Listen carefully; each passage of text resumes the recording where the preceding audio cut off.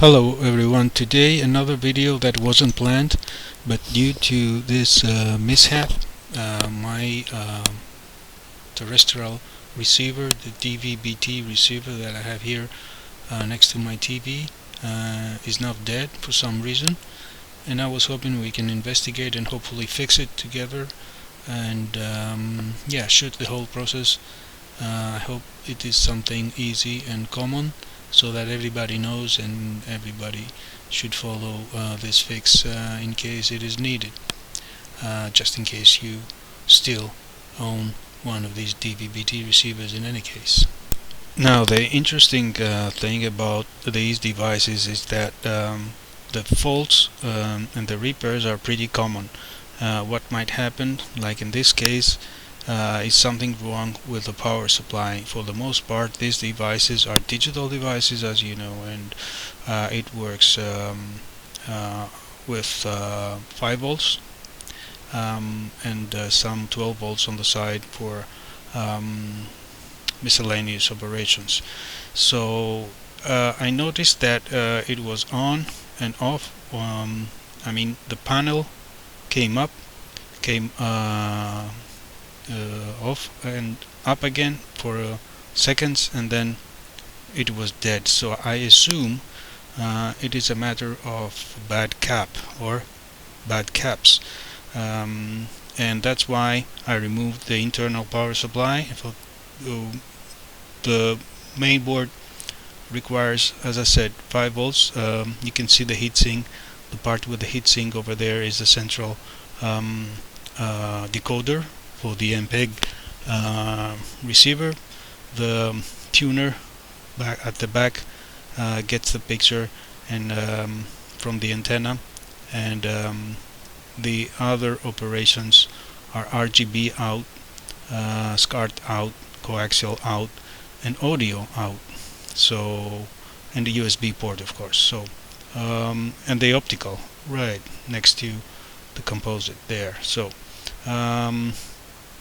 quite a nice device. I wouldn't like to trade it for the newest ones. Here is the heatsink to cool off the processor or the decoder for the MPEG signals. A lot of cups, not the best quality you can find, because this is again Chinese made, but it has some specs that I really wouldn't like to miss. So I removed the power supply, the internal power supply, and I have already removed a couple of caps. Typical diagram, the 220 comes in, rectified, smoothing caps, the transformer here, and the output where the couple of these capacitors have been already, I skipped this part, but I have already removed them because it looks like they are bad, and the bad caps tend to get this swelling. This is a new one, you can see, just leave it right there, it's flat, right on the table. You can easily tell a bad one, and this is another good one, a new one I'm going to use to replace the old ones. So the bad cap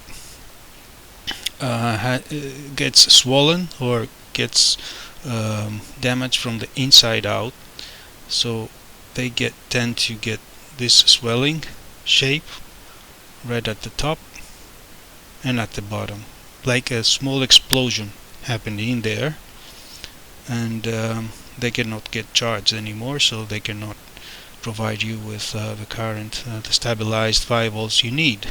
In this case, that's the other one. So 2 bad caps we have found here, easily spotted by the looks of it. You can tell, swollen.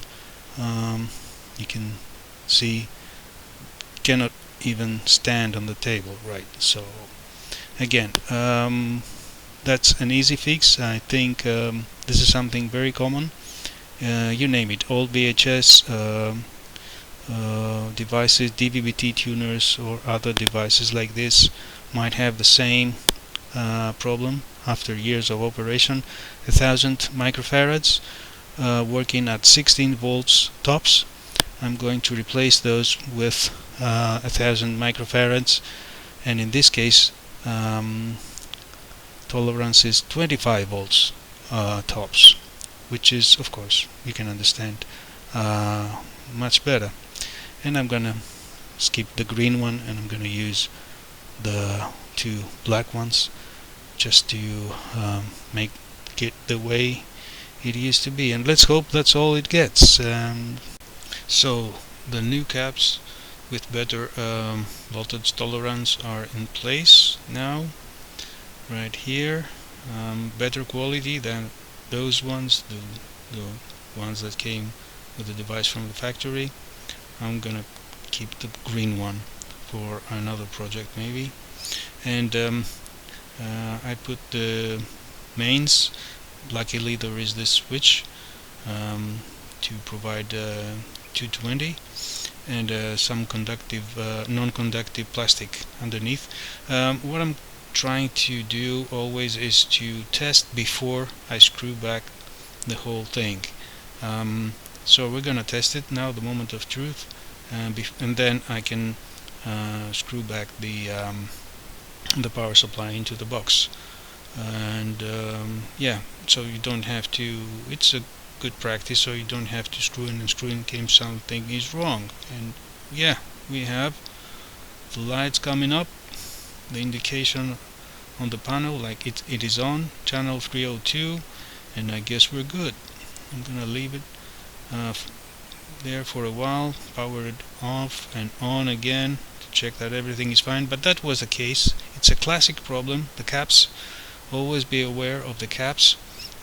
They tend to get burned, especially those machines, those devices that are 24/7 on the mains, right? Like this receiver, it's always on, and you can tell, you can see here how the damaged blue up from the inside, or damaged caps, easy to spot with a naked eye, and you can make the test. Like, it cannot even stay straight on the table, right?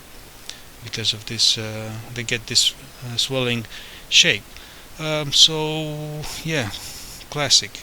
I'm not going to recap the whole thing, but I'm happy I managed to fix the tuner.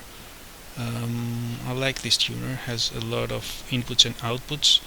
It's from the old days, and has RGB out and all that. Yeah, again, another thing to consider is the tolerance against the voltage. Try always to use caps, if you replace your old caps with new ones with better voltage tolerance. Like in this case, it was 16 volts, went up to 25 now, to be on the safe side. So yeah, thanks for watching. I'll be catching you with another video soon, and consider subscribing, you know the drill, and bye.